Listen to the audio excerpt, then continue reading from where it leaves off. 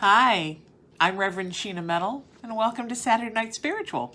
If you're looking for us, you can find us many places. foundersmcc.org, Sheena Metal Spiritual, that's my site.com, sheenametalspiritual.com, SaturdayNightSpiritual.com, that is our community page. Of course, Founders MCC on Facebook, on YouTube, and pretty much every time you type in Saturday Night Spiritual, you'll find us. We're here the second Saturday of every month from 5 to 6 p.m. Now COVID friendly. I'm doing it from home, from my beautiful studio here at the beach in Orange County, California. This service is about many things. It's about deciding how you, as a spiritual artist, create your own spiritual palette. That is the true meaning of interfaith. And here at the Metropolitan Community Church, right, the Founders Branch, this is a church that was created, it's what my mama called a y'all come church, right? Everybody is allowed to design their own spirituality. Nobody can tell you you can't be a Christian. No one can tell you you can't be Jewish. No one can tell you you can't be Muslim. But at the same time, nobody can tell you that if you identify as any of those things, you have to stay inside that box. You are allowed to reach out, branch out, decide what your spiritual palette is, and you find the best way for you to connect to God. Because no one is allowed to define your relationship with God. It's strictly between you and higher power.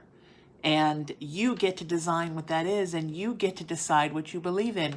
And you get to close your eyes and envision God the way that you see he, she, them, it to be. And that is what God is to you.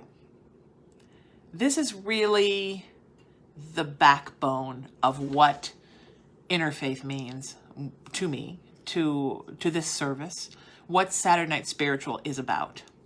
It's about you creating your own path and you deciding what your relationship with Spirit, God, higher power, goddess, universe is going to be. And that's a beautiful thing, because I think that many folks who have grown up in very organized,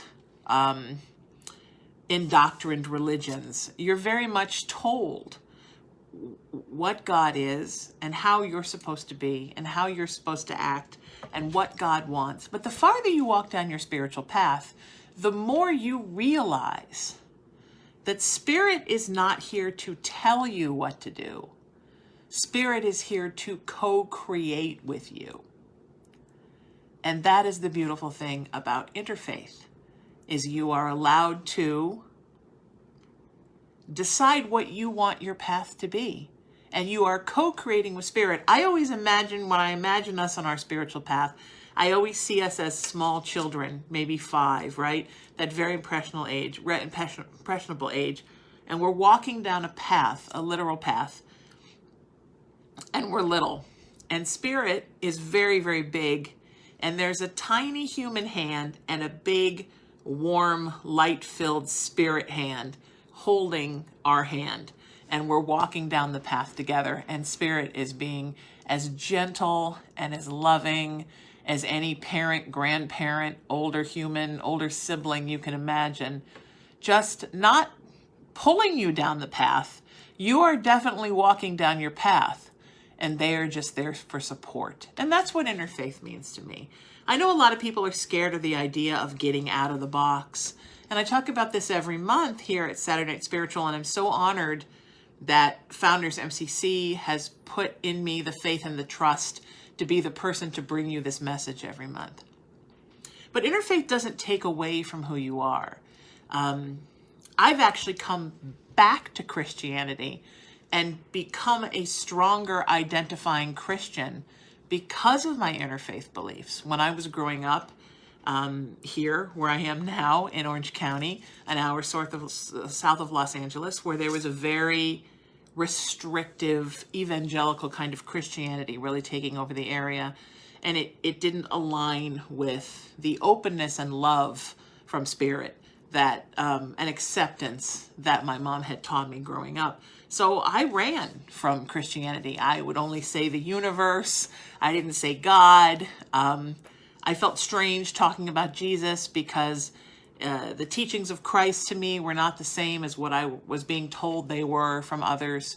I rebelled. I became, strictly New Age, which I was anyhow. My mom was very much a Teachings of Christ Christian and also a metaphysician.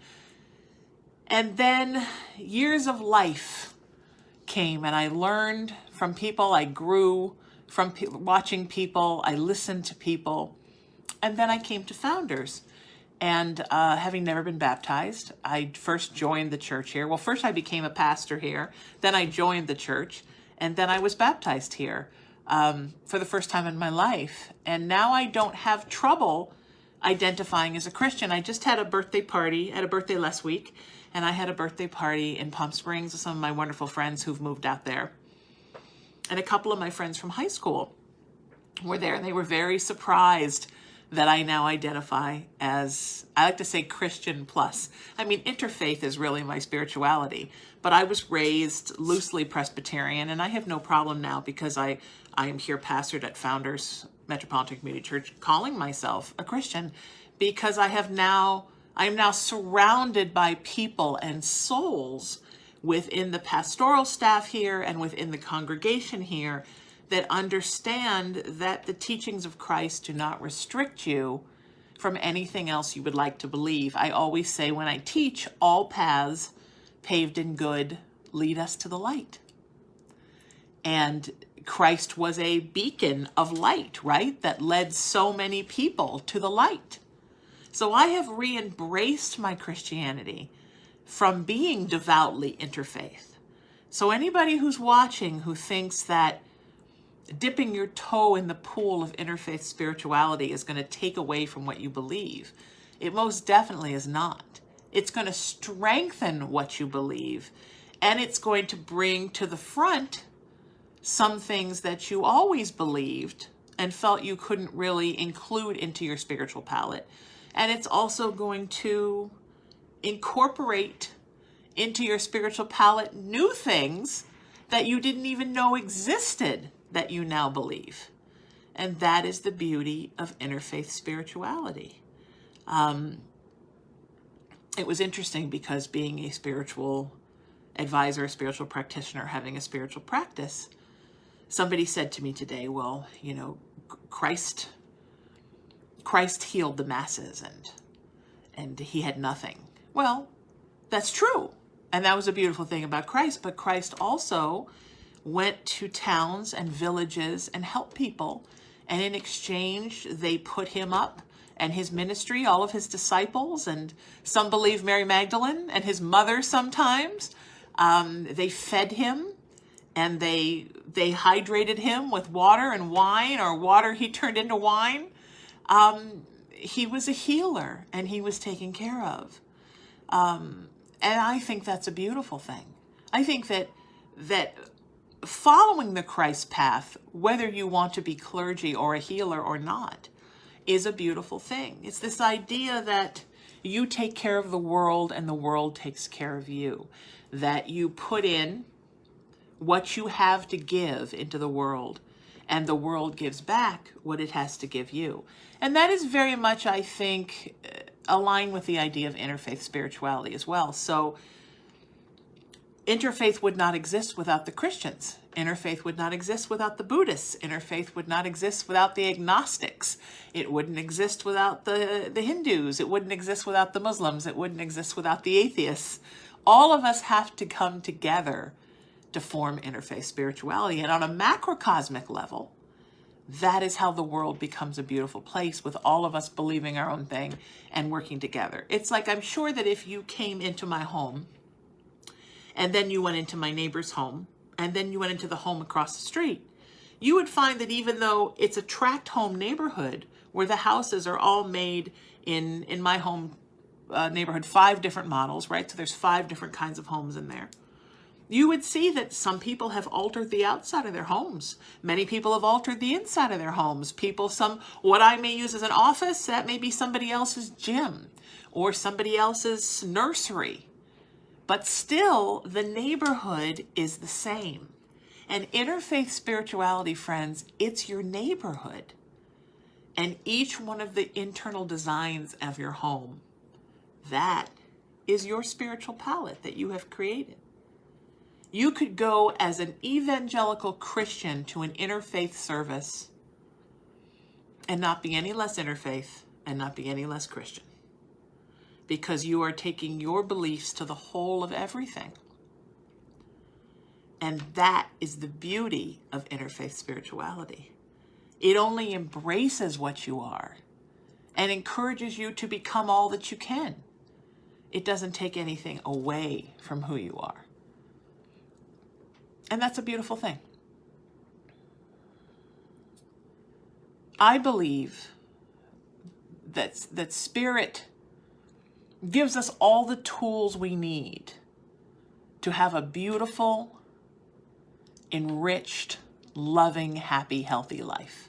Now, are there obstacles? Absolutely. Are there challenges? You bet. Are we all met with things that sometimes make us feel like, oh God, I don't even know if I can get through this day? That is part of the lesson learning. But Spirit sends us here with everything we need to be happy. And in exchange, we are here to bring our uniqueness, our individual beauty, our individual gifts to the world, to our own communities, to our countries, to the world, to the universe. Because the world is not the same without everybody in it. It runs and the earth keeps on turning, as they say, right? But every time a person leaves the world, or an animal leaves the world becomes different. Every time a being is born into the world becomes different. And that's the beautiful thing about the world, right? Is that it just keeps on turning. But every one of us changes the face of what that world looks like, in the way that earlier I was talking about interfaith being your neighborhood. Your neighborhood is not the same if a neighbor leaves. The neighborhood's still there, and everybody keeps living their lives. But that neighborhood changes as people come and as people go. And that is how the earth is. Interfaith spirituality is about embracing the whole. It's about, when you think of your own spirituality, you also think about everyone else. It's, you can either live life for yourself or as part of something bigger. And I think a lot of people think that's a sacrifice. But it isn't. To live life while thinking about all of the creatures of the earth, that's a beautiful thing. That makes your life richer. It adds to your life instead of taking away from your life. So to live under the beautiful umbrella of interfaith is to say to yourself, this is my life. This is who I am. This is what I believe. This is what God means to me. But as I live life every day, I think, what is life like for this Buddhist gentleman? What is life like for this Muslim woman? What is life like for this Jewish boy? What is life like for this atheist girl? And take into account that others exist around you. There is nothing more Christian than that. That is definitely in line with the teachings of Christ. We are here to co-create with God. We are here to form community. Christ talked about community. Christ talked about connection. And Christ talked about love. And love is a kind of connection. So interfaith is just acknowledging that everybody else in the world exists and their spirituality is as important as yours. I mean, when I stand up in front of in the days when we had congregations, and I stand up at Founders and I pastor to you all, I'm not thinking to myself, well, this message isn't really for that lady in the fourth row because she's mostly Christian. This message is mostly for this guy because I know this guy's mostly New Age. No, the message goes out in love, in connection with Spirit, to the community. That is the teachings of Christ. Love, connection, community. And everybody gets the bit of the message that resonates with them. Sometimes the whole message, sometimes none of the message. The next sentence may hit them, but this one means nothing to them. That's okay. I don't know why we concern ourselves so much with the sameness in our spirituality, when the truth is we are the same. We're all on this planet having a living being experience, from single-celled amoebas to human beings, and to the creatures of the earth much smarter than us, which I believe is elephants, dolphins, whales, and ravens. All of these, probably my kitten, all of the creatures of the earth, we're all having a living experience. But inside of us, we all have an individual spiritual makeup. And I do believe the single-celled amoeba is spiritual. And I do believe a cockroach has spirituality. And I do believe your dog has spirituality. I think that animals accept spirituality so much more than we do. Easier. Because, my mama used to say human beings were just smart enough to be dangerous. And sometimes I believe that. We fight and reject everything because we think we know better.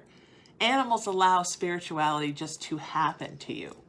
Just to accept the messages from Spirit as they come. And if you want to call that message Christian, fantastic.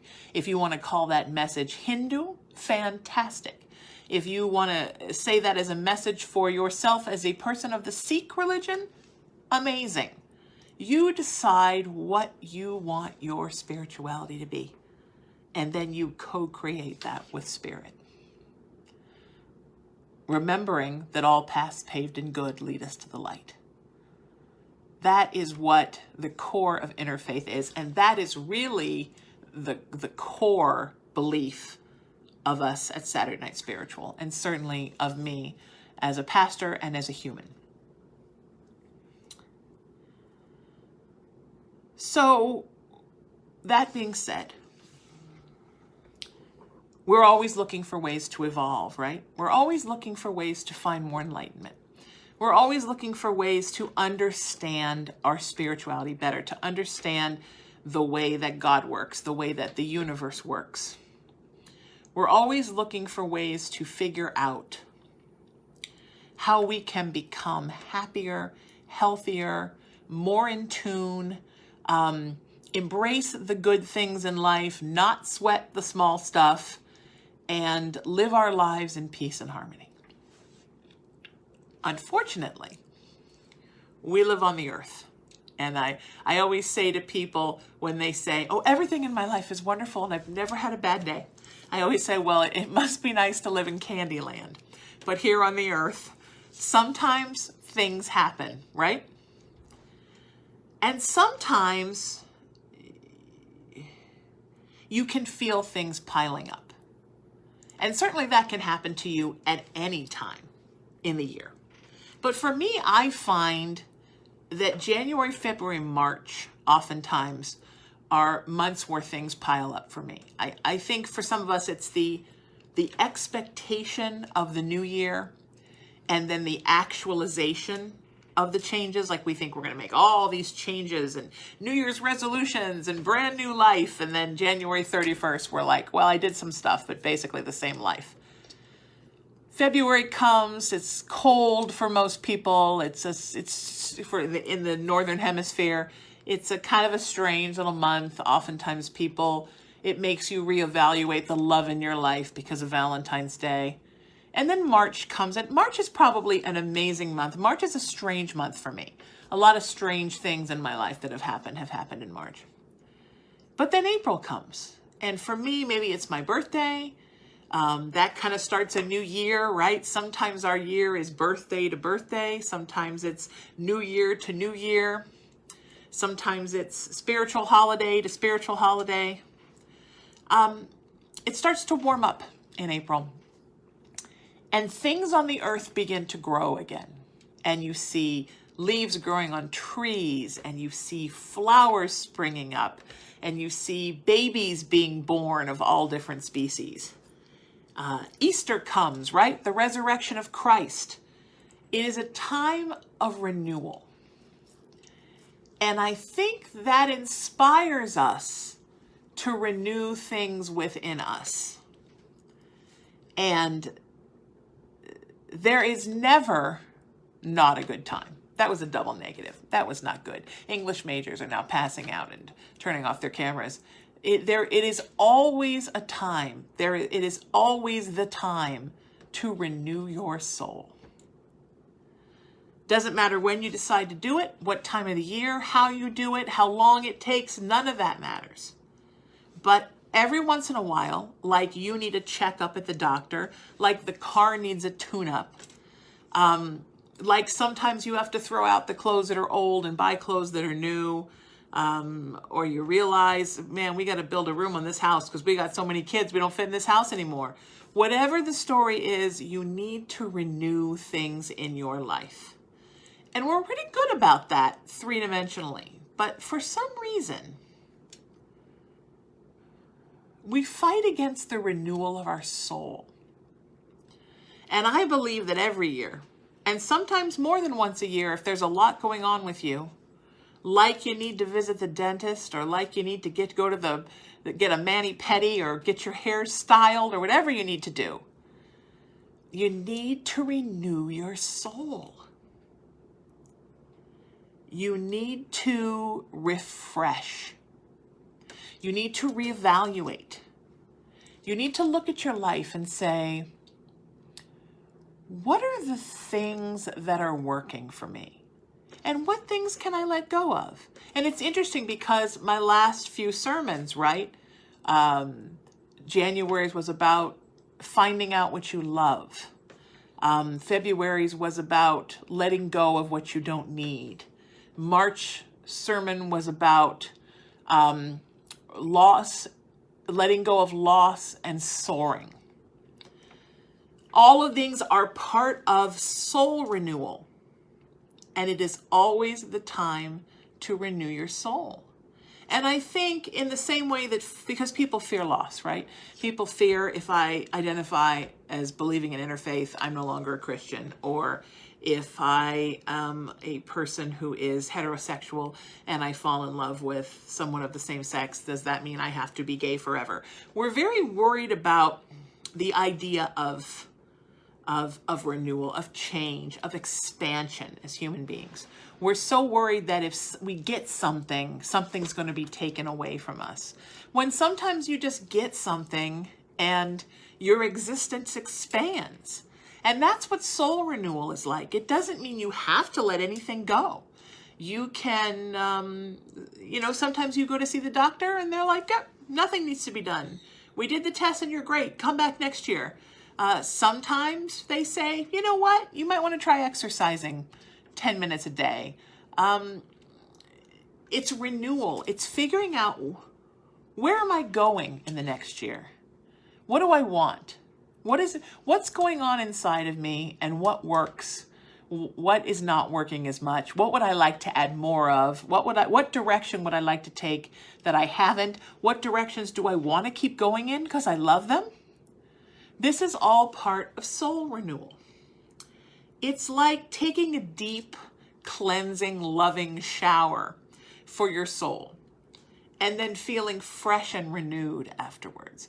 And it's interesting that for me, it's April. It's interesting that April coincides almost always with Easter. That, Easter is about Christ resurrecting, right? Shedding the body, becoming the soul, not just being a wonderful, beautiful, amazing man on the earth that is teaching beautiful lessons, but now becoming a disembodied force of light, coming with the God energy and the Christ energy. It's about transformation, right? It's about Christ literally leaving the cocoon, the tomb, right? And becoming the butterfly, walking on water, touching people with the message, and then into the ethers. This reminds me of the renewal of your soul. This is what you need to become your own butterfly every single year. And that's okay. And it doesn't mean you can't embrace the things you love. You know, for instance, right next to me, right over here, is my beautiful cat Cullen, who just turned 1 last week. Our birthdays are, he's actually was born on Easter Sunday. He's an Easter boy. And boy, is he a beautiful little healer. As I renew my soul this month, I'm not getting rid of Cullen. He stays. That's a good thing. I'm not getting rid of the shirt. It's a little old, but I love it so much. I'm not cutting my hair. You don't have to change everything about you. It isn't about that. It's just about doing a tune-up on you.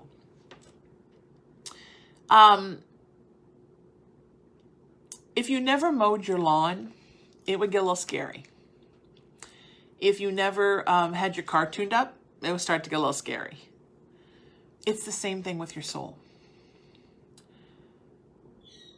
When God sends us here, it's not like, plop, okay, stay for 100 years, now, boop, I'm plucking you back. The point is to walk the road. The point is to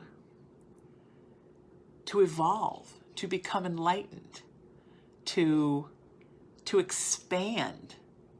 We're not stuck here, contrary to what some people think. We weren't forced to come here, contrary to what some people think. This isn't a prison sentence.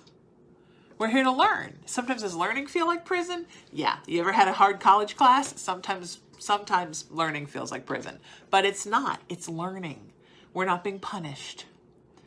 But we have all this time on this beautiful teaching planet, which I like to call Soul School. We have all this time here in Soul School to learn and to become better us's, so that when it is our time to go home, we go home and bring to the universe, bring to home, bring to heaven, all of our beautiful enlightened energy that we have amassed here. But that means changing. It means growing. And part of growth and change is soul renewing. In order to move forward, you have to expand. In order to move in the right direction, you have to become more evolved. You have to become more enlightened. And you can't just say, okay, now I'm enlightened. Wouldn't it be nice if you could? You have to earn that enlightenment. You have to earn that evolvement. And it comes from knowledge, and it comes from growth. And the growth comes from doing the work on you. And renewing your soul is a wonderful way to evaluate, where are you at? Where am I at? What do I need to work on? What's going on with me? I just turned 55 last week. 1 week ago today, I turned 55. And that's a big number. And 5 in numerology is change. So your double 5 is like change, change, change, change. You know what I mean? Change.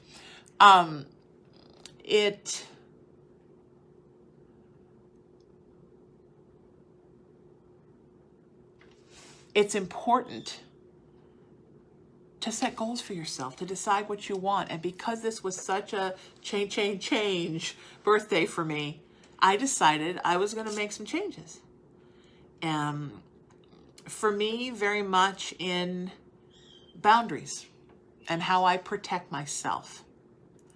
When I first became a spiritual practitioner, when I actually opened my practice, the year before I became ordained and pastored here. It was actually the year after I became ordained, but the year before I got pastored here. I really learned from setting boundaries with clients and with parishioners that I had not set a lot of boundaries in my personal life. And I am wonderful at setting boundaries most of the time with clients and people who need my help. But I am not always terrific at setting boundaries in my personal life.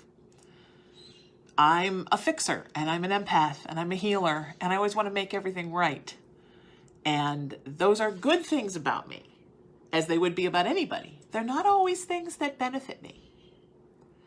And sometimes we have to make sure when we're doing our soul renewal and wanting to be a good person for spirit, wanting to be a good person on the earth, wanting to be a productive member of society, wanting to be somebody who is loved by others, that we also factor into that soul renewal what is protecting us, what is good for us. How are you taking care of yourself? Because no matter what you do, right? Physician, heal thyself. It's very important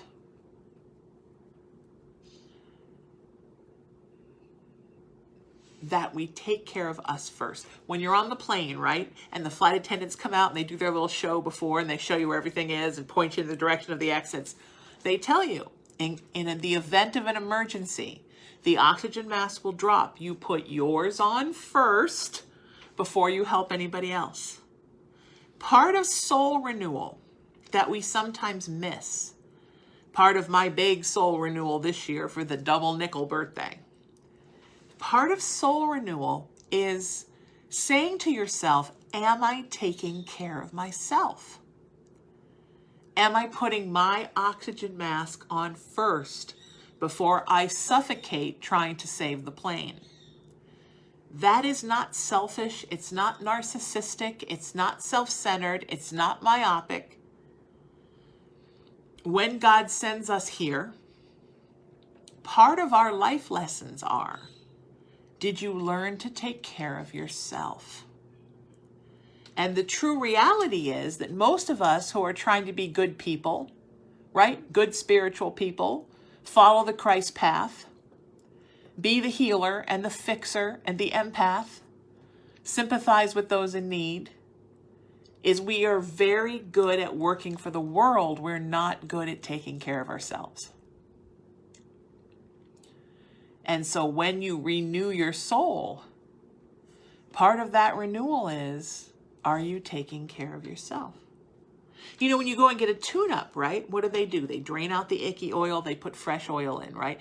They fill all the levels of all the fluids. They replace the cracked belts with the new belts. Sometimes they replace the ground down brakes and tires with brand new. They're taking care of the car. They're renewing the car so the car becomes fresh and new and healthy so it can drive another however many tens of thousands of miles throughout the next year.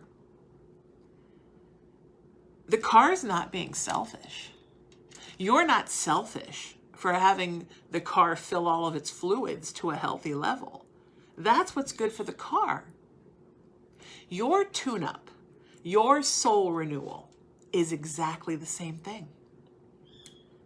First and foremost, it should be what is good for you. What is making me healthy? What gets all of my fluid levels up? I'm going to drink right now. It's not selfish. We all need to.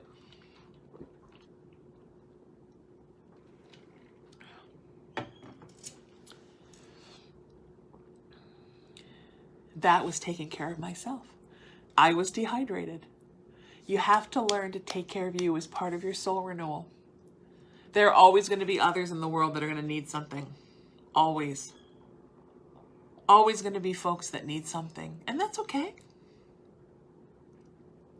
You're put here to help them. We are put here to help others. But we're put here to first help ourselves.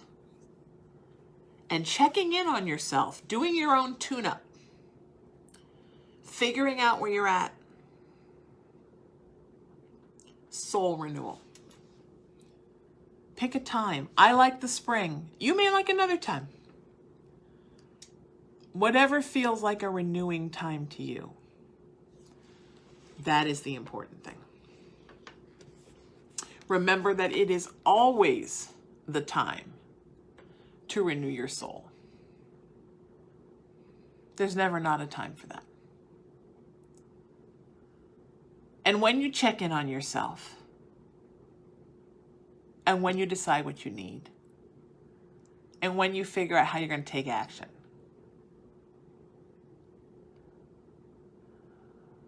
it's very important that you take the action. It's one thing to do the checkup. It's like if you went to the doctor and the doctor said, your thyroid's low, you need meds. Your blood sugar's high, you need to change your diet. Your liver's high, you need to stop drinking. Your lungs aren't filling up like I'd like, so let's do some exercise. And you went, and then next time you'd be in worse shape. So in the New Age community, we call that talking the talk and walking your talk. It's great that you figure out how you want to renew your soul. Sometimes that's the easy part. The difficult part is spending the next 12 months doing it. Making the changes that you know you have to take. Being the person that you need to be for you.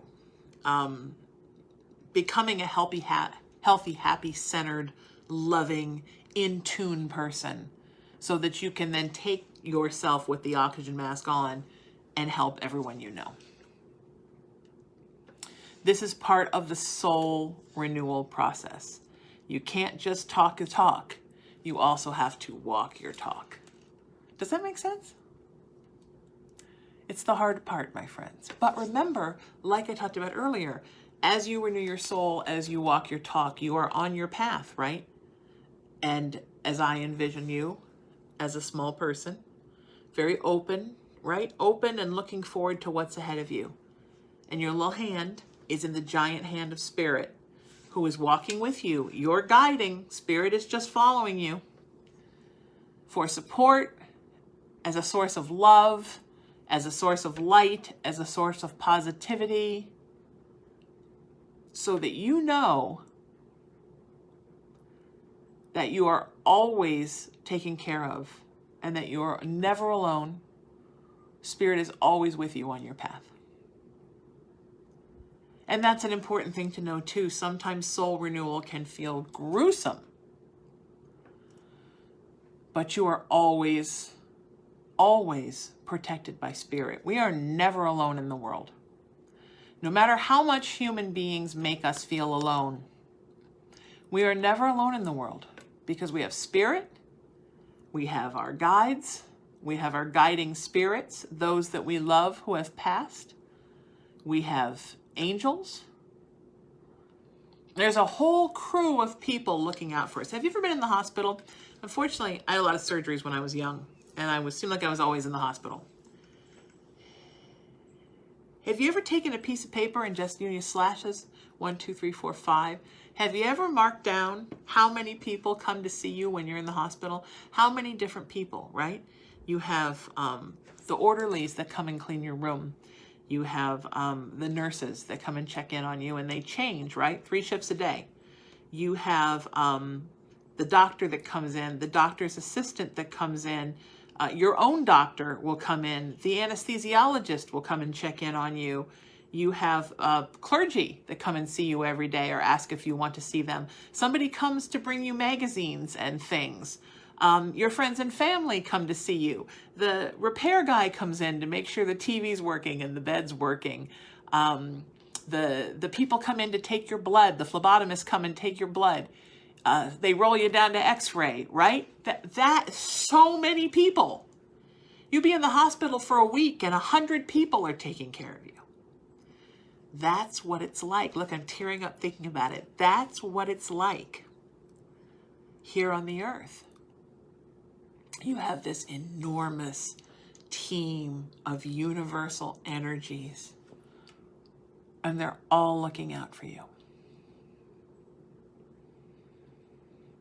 And they're beautiful. And they love you. And that's awesome. So don't be afraid. Don't be fearful. As you renew your soul every year, do not be afraid. Move forth in love. Move forth knowing that you are loved and you are protected and you are not alone.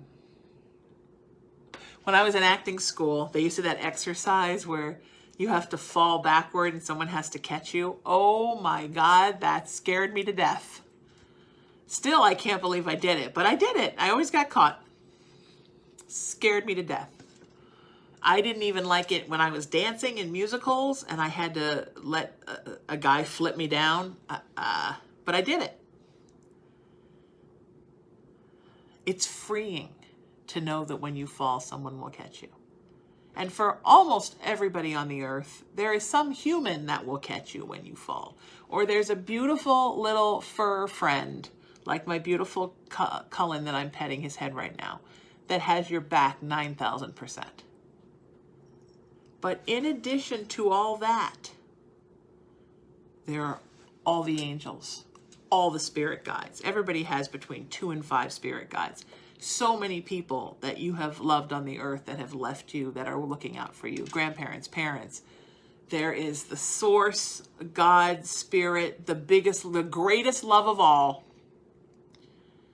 And you are never alone because you are always being taken care of. And on your path of soul renewal, isn't that the most beautiful thing ever? So you don't have to do it alone, my friends. You do it with love and the love of spirit, the love of others in living beings on the earth, and your own love of self, which is the most important love there is. So go out and renew your souls and let me know all about it. If you want to contact me directly, you can go to my website, sheenametalspiritual.com, and just let me know how you're doing on your soul renewal. I'm very excited about that. Also, foundersmcc.org for Founders MCC, the most beautiful, wonderful church I've ever been a part of.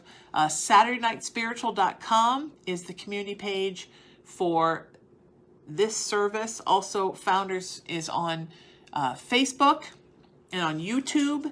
And I have a little link where you can go and see all the Saturday Night Spiritual services. It's Rev Sheena, foundersmcc.com. And if you go there, you can see every service we've ever done and the title of the sermon, and it will click the link and it will take you right there and you can go watch. Making it easy for you, my friends. Also, don't forget to donate. It's so important that you help us to help you. The more you help us, the more good the church can do for everyone, and the more exciting programs and different things are happening that you can take part in. And you can donate by going to foundersmcc.org, and make sure you write down Saturday Night Spiritual on the note so they know you enjoyed this service. I would be honored, greatly honored for that.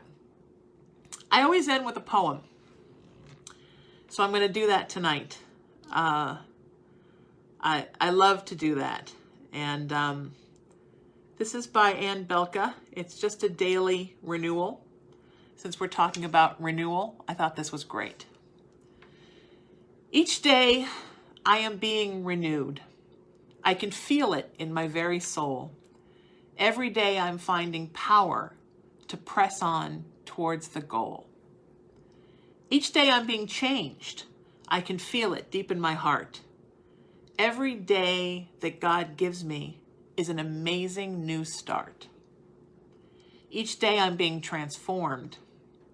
In my mind, everything is new. Every day Spirit is showing me things about me I never knew. Each day I'm being restored, and I let God work out in me the mystery and eternal glory in the things that I can't see.